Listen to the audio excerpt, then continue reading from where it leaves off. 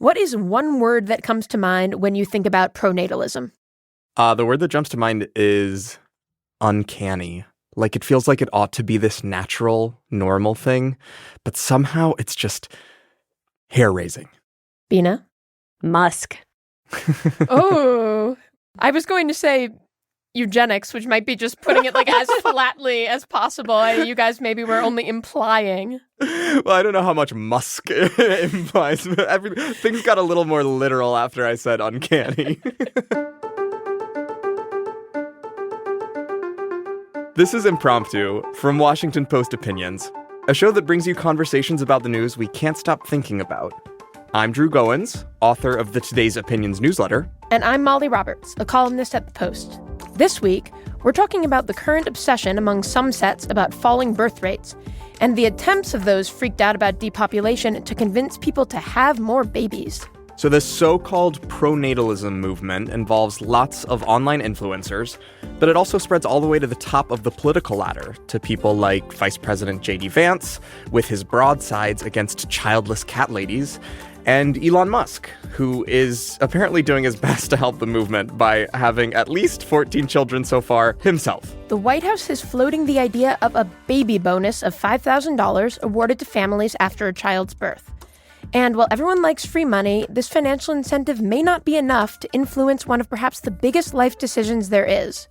It actually turns out policies to entice people to have more children around the world have generally failed. So are falling birth rates inevitable in a world where women have increased access to birth control as well as education? And if we accept that people might just want fewer children, what does that mean for our future? We have our colleague, Bina Venkataraman, here with us today to get into all of this. Hi, Bina, and welcome to Impromptu. Hi, great to be here. So I want to start by talking about Musk. No, I want to start by talking about the baby bonus. Believe it or not, Donald Trump is not the first to think of this plan. Japan, Australia, Greece, and other countries have tried it before. And plenty of nations have dangled money in front of prospective parents in the form of extended leave and free childcare. But none of it has seemed to move the needle enough. Why don't policies that encourage people to have kids really work? Bina, let's start with you. I think one of the reasons is that it's not a purely economic game. And the other reason is that it's not a purely equal incentive to the cost of having children in many of these instances. So as our colleague Monica Hesse recently wrote in a column for Post Opinions, getting a one-time bonus to have a child doesn't account for the cost of childcare in many of these advanced countries, including and especially the U.S., but also the costs that women might suffer in their careers from not being able to get ahead and get higher salaries because of their childcare burdens. Certainly that applies to people all around the world. But I think the other factor here is just that culturally, there are reasons why people don't have children in advanced economies. It might have something to do with their concerns about the future. We're hearing that from Gen Z folks in the U.S. these days. It might have to do with the ways that women are treated in the workplace or in the home, which is quite common actually in Japan. To the extent that it is an economic game, as you put it, Bina, these figures are from, I think it was like 2013, early 2010s. The Department of Agriculture estimated the cost of raising a child to the age of 17, and it's like $235,000 or something. There was an investment company that came out and did a study in 2023 to get to 18, and that was like $390,000. So this like $5,000 right at the start, that's a lot of money. Like nobody is saying that $5,000 is not a lot of money. But what the pronatalist movement, at least as it exists on the right, does not seem particularly interested in right now is stuff like universal pre-K, like childcare assistance, the child tax credit, guaranteed paid family leave, all of these things that, would be additional financial incentives longer through the life of a child.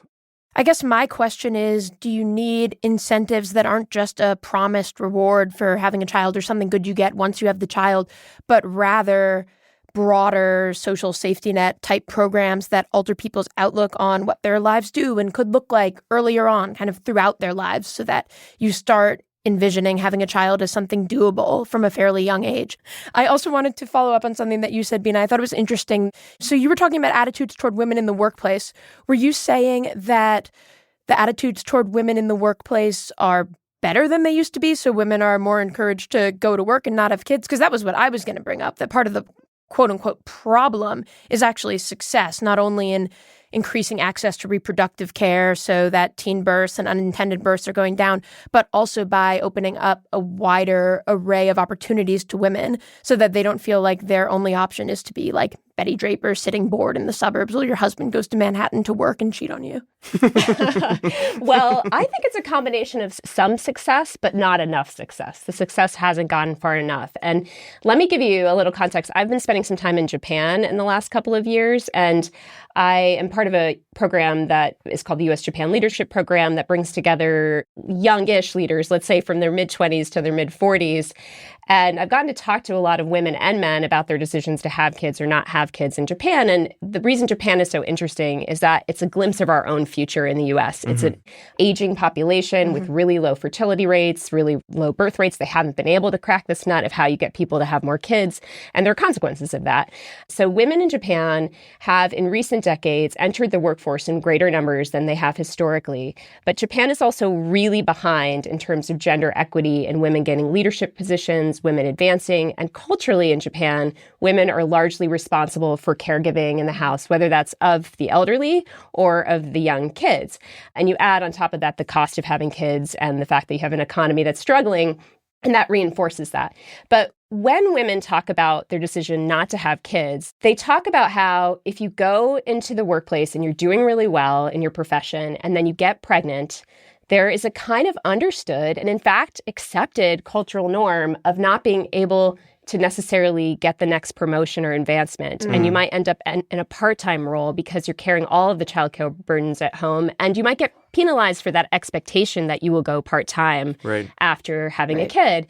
And I think what's interesting in the U.S. and other advanced countries is maybe it's not as culturally explicit as it is in Japan, but there is a penalty that women pay when they go into the workplace and they're rising in their professions and then they take some time off for parental leave. I know there are some countries that really kind of incentivize and almost force fathers to take parental leave, or the mothers have to give it up. Like Iceland has a policy like that, which can help a little bit. And Iceland has slightly better birth rates than some of the other Nordic countries. Right. Money isn't enough. You need these kind of broader cultural changes. I did want to note that a candidate for president in Taiwan proposed giving people a free pet in exchange for having a child.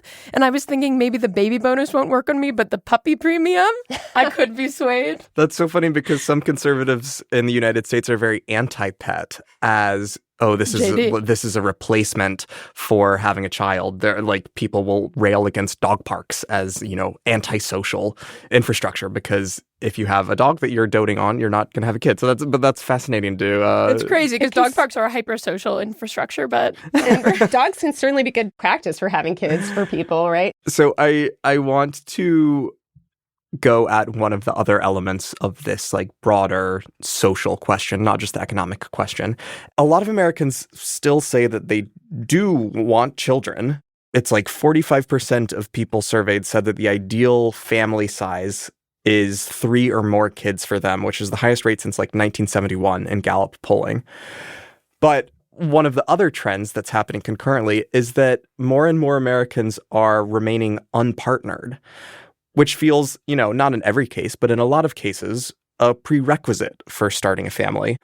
So in 1990, both men and women in childbearing age were unpartnered at a rate of 29%. But by 2019, 39% of men were unpartnered, as well as 36% of women. So I want to hear your guys' thoughts on what's driving the lack of partnership. Take a step back from child rearing and how do we tackle partnership? I was fascinated by a recent op-ed that we published in the Washington Post from Rachel Janfaza, who is a Gen Z writer, and she was talking about the stark political divide between Gen Z men and women. And obviously, this is a very sort of heteronormative way to approach this question. There can be people who are single parents, there can be people who are parents in same-sex couples.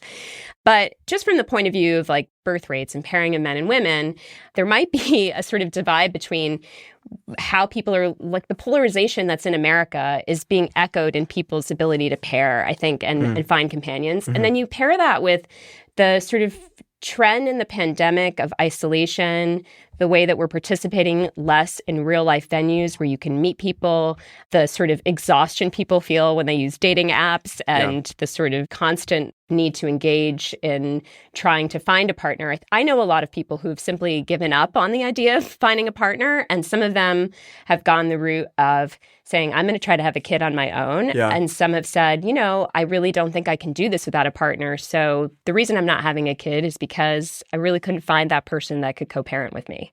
Right. Yeah, so speaking of the polarization of the dating pool, why do you think the pronatalism movement has become so Republican-coded? We've talked about J.D. Vance and the childless cat ladies, but it's bigger than that. I'm actually quite perplexed by it because if you look at the core problem that pronatalism is actually trying to solve, there's an actually valid concern that I think it doesn't matter your political stripe that you could be concerned about. Where when a population's aging, what you're seeing increasingly in the US and other advanced economies in Europe and elsewhere in the world, really outside of Africa, is with that aging population, you have a shrinking labor pool. So you have labor shortages. You have people who are working to try to support and build the social safety net for Social Security for the people who are retiring, but there are not enough people. So that contributes to economic stagnation and a lack of economic growth. So that's a problem, right? That's like a real thing. The Republicans today in the US are saying the solution to that is pronatalism. But that's not the only solution to that set of problems. And this is what I think is staggering that we don't talk about, which is, in Japan, for example, this is a country that closed its borders, that made it really hard for people to immigrate. It's a very homogenous population. We are a country of immigrants historically, but now we're a country that's increasingly closing its borders to immigrants. And immigrant populations, people who come here from less developed economies, poorer countries around the world, tend to have higher birth rates. And also we tend to get, on average, younger people who are mobile, able to make that move and uproot themselves from their countries of origin. So that's another way to think about solving this problem of labor shortages. It's another way to think about solving this problem of population decline and declining birth rates. Totally with you. The whole thing to me has great replacement theory vibes. You mentioned they don't want immigrants. They do want, it seems like, highly educated white people to reproduce. And then, of course, at the same time, you have some pronatalists trying to reduce reproductive rights. And, you heard me say it in the top, it smacks of eugenics, a little bit of jingoism, I think, too. It turns out that when the birth rate was falling and was still above by a lot where it is today in 1900 or so, Teddy Roosevelt, who was president at the time, declared it race suicide. And a sin. And I think we're getting the race suicide line today, not explicitly, but implicitly. Yeah, I do think that just in a vacuum, it feels invasive in a way that is kind of authoritarian, right? I want to draw a distinction between supporting people who want to have children and making it possible for them to have as many children as they like from telling somebody you should want to have a child, right? I think that's the heart of pronatalism. And it feels invasive and controlling, and even if it's in the name of prosperity, right? The idea of like a chicken in every pot is very different from a bun in every oven. It's a very, very different thing. I was worried you were going to say a baby in every garage. Well, until we get to artificial wombs, which may be part of our future, apparently pig wombs are a thing, a tech that's coming forth. But until we get to that point, really what's implied here, I think, and it is part of what you're saying, Drew, which is a paradox for me, is that this is about people's bodies and saying, like, you should do something with your bodies and you should have children, which is a major decision, particularly for women to undergo, but for people to undergo in their families. It's a very personal decision that people make about their health, about their finances. It's a cultural decision. Do I want to have a kid? What does that mean to me and my family? And of course, a financial decision. But the state is getting very involved in that these days. The state is controlled by the Republican Party today. But meanwhile, in other arenas like vaccination, which is about something you put in your body, about your decision about your own health. Of course, it has implications for communal health and community health. There's an aversion from today's dominant Republican Party to get involved in people's personal health decisions. And so that paradox, to me, is really apparent in this pronatalism movement. That's a great point. I can't promise we're going to get into pig wombs, but we will be talking about the future and how depopulation plays a part in it right after the break.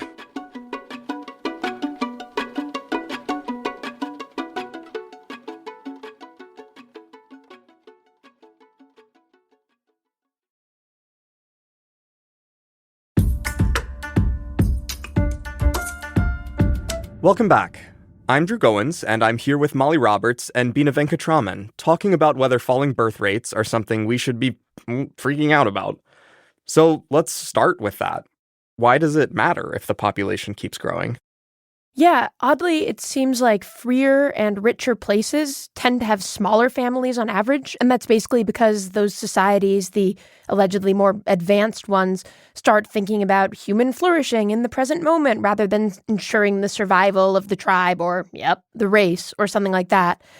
But at a certain point, fewer people will mean those countries become poorer, and then that maybe threatens a reversal of all those good liberal trends. So I don't really know what to make of it. I feel really torn up. On the one hand, I think it's good to have more freedom and to be able to just think about living a good life. And on the other hand, I guess I worry a little bit about whether life really will be worse in all those ways if countries become poorer. Okay, but I think when we say that a country is going to become poorer through depopulation, we're assuming facts, not necessarily in evidence. There have been instances where countries have decreased in population, while at the same time, their economies have continued to grow. This happened in the 2000s with Germany for a while. It has happened multiple times with Japan. I think also, even if an economy contracts somewhat, if the population rate is decreasing more quickly than that, you are still increasing per capita GDP, right? And that is the closest measure for standard of living. I think ultimately, it comes down to worker productivity, right? And I think that as the world is on the verge of starting to depopulate, we're also on the cusp of insane productivity booms with AI in particular. And Bina, I know this is something that you can very much speak to, so I want to throw it to you. You're making eyes like you're raring to go. Yeah, well, no, I think that's the thing. I mean, I'm not so much into the game of get the robots to care for the elderly, which is one way people talk about technology with aging populations. Yeah. I think that's kind of a fool's errand. And again, examples from Japan prove that people actually like humans taking care of them as they get older. Fancy that. The robots can take care of the puppies. Yeah, the robots should be in charge of definitely somebody, but maybe me. But I think that the way in which technology and AI and automation can be helpful is to boost the productivity of a nation's economy without requiring that replacement of the labor force at the same rate. That said, I think there are certain kinds of jobs you're going to continue to need a labor supply for that, which is why I think it's a combination of bring in the robots and bring in the immigrants. We need people and we need technology. When I imagine this in my head, it does feel kind of on the margins, like a country's population is going to get a little bit smaller, right? But then I will say, score this in the pronatalist column, when you look at the data, the United Nations predicts that South Korea, which has a very, very low fertility rate, its population will fall to nearly 22 million by 2100, which is a decrease of 58%, which is a crazy hollowing out when you think about it. It's interesting because my understanding was that none of this worldwide happens until 2100 or so. I guess South Korea has one of the most rapidly declining population. Vanguard of exactly. Right, but for the rest of the world, 2100 is kind of the year at which we peak. We're at 10 billion or so. And then the fear is that there's not just a plateau after where we're hitting the so-called replacement rate, but there's a plummeting. Mm-hmm. This is just kind of fun tidbit. By 2100, the United Nations predicts that only 6 countries will have fertility rates above replacement rate, which are because... is Israel one of them? There are people... Israel is not one of them. I imagine the African continent is where we see most of the population growth, and it's the youngest continent. So Somalia, Niger, Chad, Samoa, Tonga, and Tajikistan. Wow, Tajikistan. I think this brings up an interesting question, this idea of when is this time frame? Is it 2100? Are there going to be countries, obviously Japan, South Korea, quicker than that?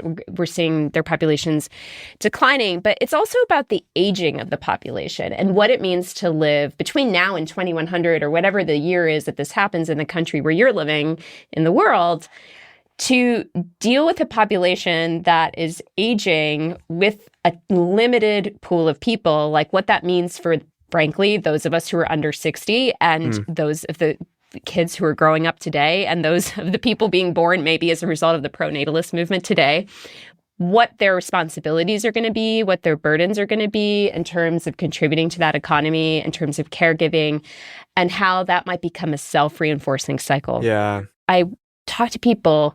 I feel like I'm bringing up Japan too much, so you'll tell me if I am. Never enough. It is impossible to bring up Japan Exactly. too much. Good. Well, small towns in Japan where there are like 2 kids on the playground now.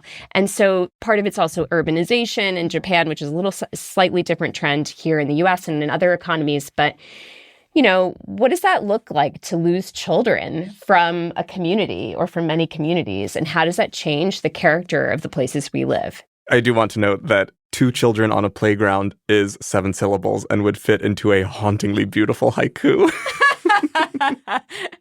Well, you're the expert. As we take this to the very end, I just want to say, I think if centuries, millennia down the line, humanity eventually goes extinct, I'll take out a wild position here on the pod. What business is that of mine? Like... I'm getting skeptical glances from both of you, but I stand by that.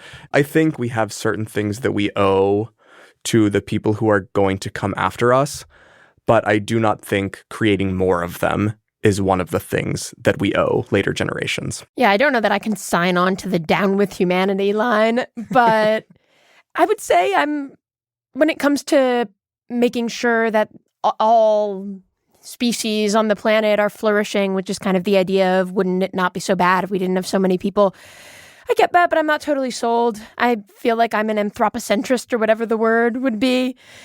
I want every individual to have the chance and the support if they want to, which is why I'm certainly not a pronatalist, to make whatever decision they think is best for their body, their mind, their soul. And I really do believe that having a child can be a way for people to find meaning today, but also feel like it's their duty to make a better future. I love that. I think I'm somewhere in between you two. And Perfect. Yes, it's people's choice. And maybe we don't have to think 50 generations into the future, but we make decisions today that implicate people in the future. And I think climate change is, for me, the major example of that, where we have a sort of responsibility based on the longevity of our decisions today to the future, to those who will be alive in that future, because there will be some, I strongly suspect. And I think I take a sort of ancestral perspective. For me, I think it's like we inherit certain things from the past, and those are values. We inherit resources like clean water and clean air, knowledge that can be used to cure diseases. And it's our job to pass all of that down to the future and do the best job we can to set up the future generations to have livable communities, good communities. So when we see something like the writing on the wall, like there's going to be a huge burden on the very few children left by the time they're 50, doing what we can about that today makes sense to me. But I don't think the answer to that is forcing people to have children. I think, to me, it's like really getting at some of these issues of gender equity in the workplace, really trying to get to that next level of progress where we make it possible for more people who want to have children, but to do that on their own terms. That's a really nice thought. I think we will end there. Molly, thank you so much. And Bina, arigatou gozaimashita. Arigato. Thank you. Thank you in English.